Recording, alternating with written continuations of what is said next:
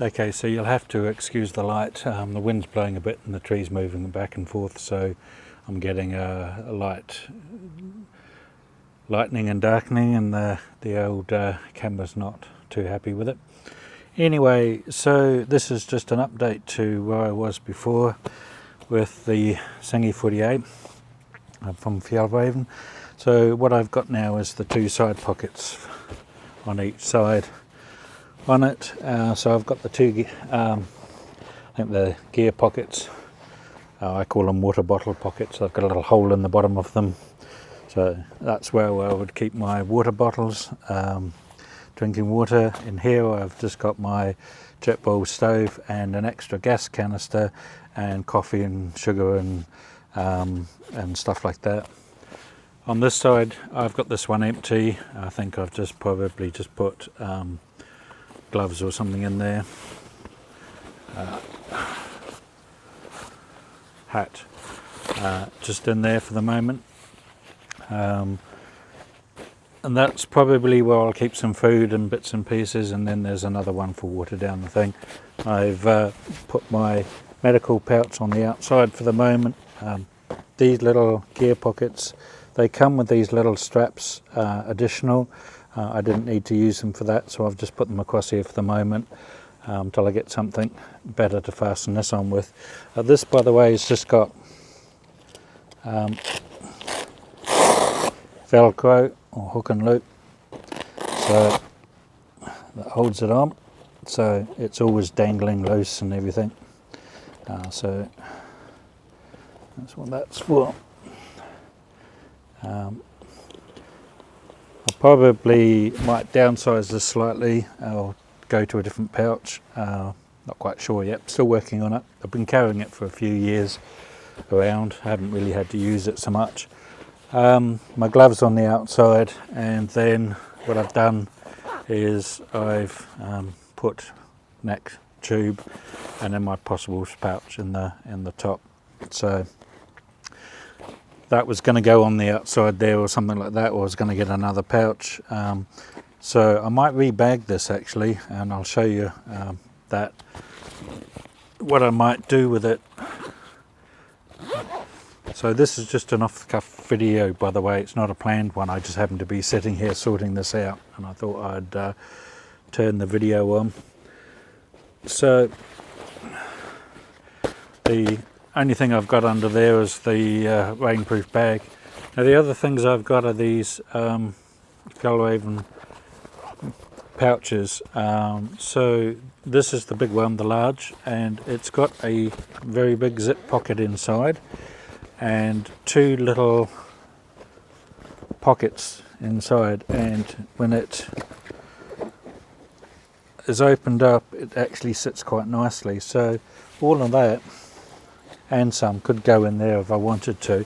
And then I've got the little small one, so I'm not sure if you can see it down there. So that's the small one in terms of size and in terms of size of pocket. And I've just got, I keep all my camera stuff in here. So I've got a GoPro extension arm, and it's currently got my iPhone mounted on the top rather than the GoPro Pro, which is here. I don't really use this all that much. And then my microphone and dead cat and the GoPro attachments go in there. Oh, yep. So those are those two bags, and then I've got, he says, slightly embarrassed, he's got a lot of Fjallraven stuff, but it happens to be useful and works for me, so I have it. So that's my Vitapro jacket. That's rolled up. I was going to stuff it in there, but it uses up a pocket I don't need. Actually, what I could do, just rolling it up a slightly different way, is I could make myself a jacket loop and just stick it there, or stick it under the hood, but it's in here. I put it in because I carry it, but also to simulate clothes. So the bag with all my stuff in it and my summer stuff in it, it comes up to here. So I've got enough space for food, clothes, you know, extra clothes, socks and underwear and stuff and things on top of what I've got inside it, so plenty of space. I might get another one of these pockets and put it on the front.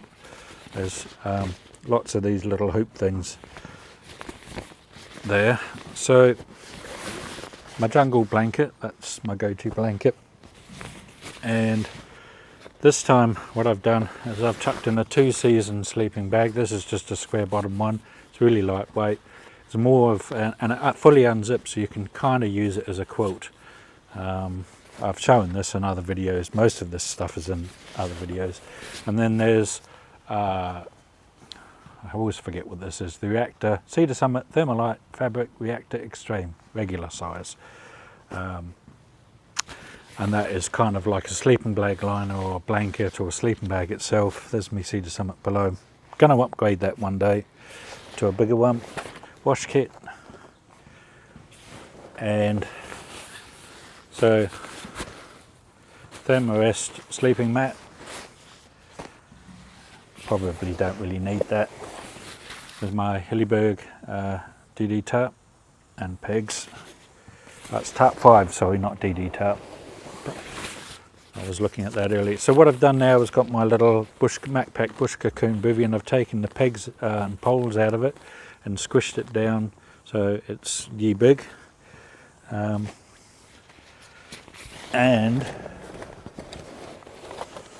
they are here, so pegs and poles in there as well. So they just go up the side of the thing. And then there's my kitchen table. Got to have a kitchen table when you're camping. And then that's it. That's all I'm carrying. So that's the update. Now the loadout comes to 13 kilograms with all that stuff in it. So, and then I had another 3 or 4 kilograms for water and another kilogram for food. So you're looking at what, 16, 17 kilograms. All up, if I was 17 kilograms, I'd be doing like a 5-day hike type thing. Normally if I was doing an overnight or something like that, probably wouldn't take this bag. I've got my little shoulder bag, but if I was doing a 1 or 2 day walk, this would do it. And to be honest, I so far have not had a need to use a bigger bag. I don't do middle of winter walks at the moment that are multi-day. I will do one day, but this is doing the job for now. So that's really it. I just wanted to show from the previous video. There are lots of reviews on the web of this and how it works and things like that. I'm quite happy with it. I just love the material.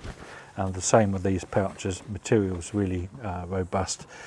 And so, you know, in terms of the material, it reminds me of the old WW2 canvas army gear.